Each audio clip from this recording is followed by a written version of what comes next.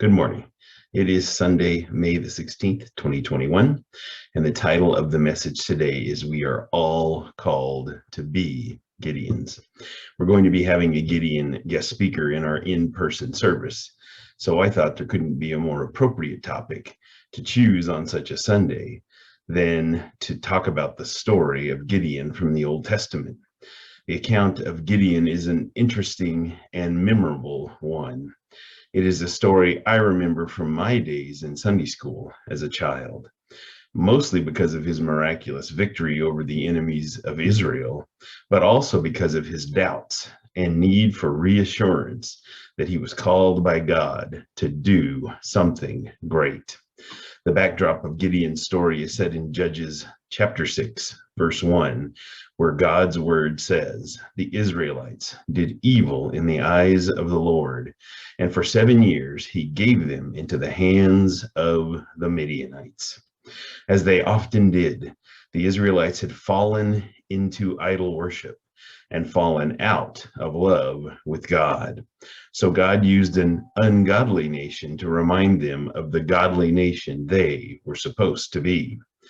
When we first meet Gideon, he's down in a pit in the ground, threshing wheat, in hopes the enemy would not notice and confiscate the results of his work. God's word tells us the angel of the Lord appeared and proceeded to have a conversation with Gideon. The angel addressed him as mighty warrior, which I thought was pretty funny the first time I heard it, because Gideon was basically hiding. Apparently, Gideon thought the title was somewhat comical as well, as he proceeded to respond with all the ways that God was not with Israel, or him for that matter, and how he was certainly not capable of saving Israel from the Midianites as God commanded. God responded, as he so often does in situations like this one, by telling Gideon, "I will be with you," in verse 16. Still doubtful, Gideon asked for a sign as proof, which he received. So he proceeded, to make a long story short, to call together a large army of Israelites.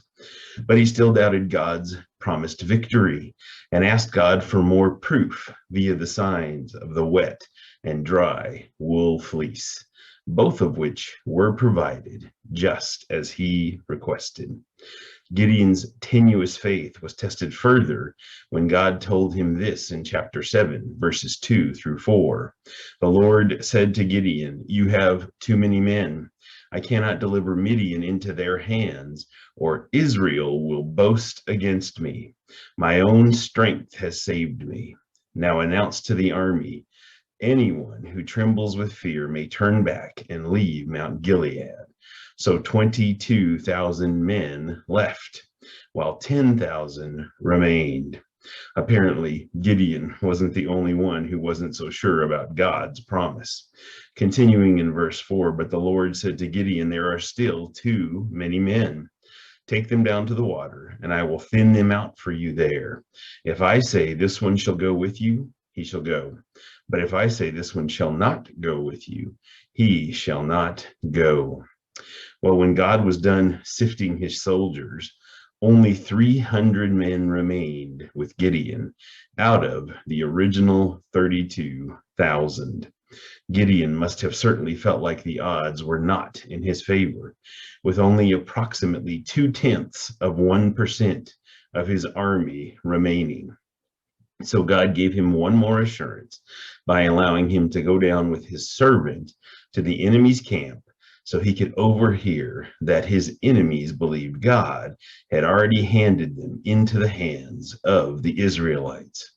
Isn't it something that the unbelievers believed and Gideon struggled to do so?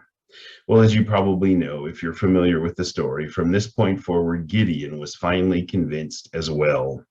Picking up in Judges chapter 7, verse 16, the scriptures tell us this: "Dividing the 300 men into 3 companies, he," being Gideon, "placed trumpets and empty jars in the hands of all of them, with torches inside. 'Watch me,' he told them, 'follow my lead. When I get to the edge of the camp, do exactly as I do. When I and all who are with me blow our trumpets, then from all around the camp blow yours and shout for the Lord and for Gideon. Continuing in verse 19, Gideon and the 100 men with him reached the edge of the camp at the beginning of the middle watch, just after they changed the guard. They blew their trumpets and broke the jars that were in their hands. The three companies blew the trumpets and smashed the jars. Grasping the torches in their left hands and holding in their right hands the trumpets they were to blow, they shouted, "A sword for the Lord and for Gideon." Then in verse 21, while each man held his position around the camp, all the Midianites ran, crying as they fled. So what was the rest of the story? Well, a group of 301 men faced an army of 135,000 enemies. And because God was with them, they and Israel were victorious. Many of those who had earlier fled in fear and failed to fight found strength in the victory God had given Gideon and his men, and they helped finish their foes. Others still doubted, and they were deprived of the opportunity to share in the success. So what does this part of the story of Gideon have to do with our guest speaker and the work of the Gideons International? What does it mean for us, for you, and for me? Well, I believe we are all called to be Gideons in our communities, in our nation, and in our world. First, we are all called by God to do something great, and that is to share the good news of the gospel with others. The Gideons International Organization encourages and equips men to do just that, and so should our church. Second, no matter how incapable you feel, all that matters is God is with you. I'm sure many a Gideon would admit they weren't sure they could have a significant impact when they first began, but over time, their confidence began to catch up with their calling.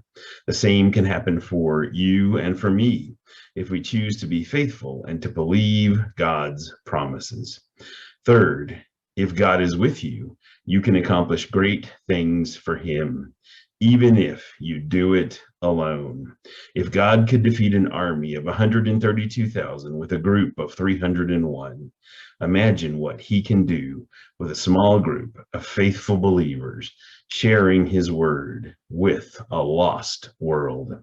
The impact of a relatively small number of faithful Gideons through the decades has been felt by countless numbers of people who found words of comfort and the way to salvation through a pocket New Testament or a Bible placed in a hotel room.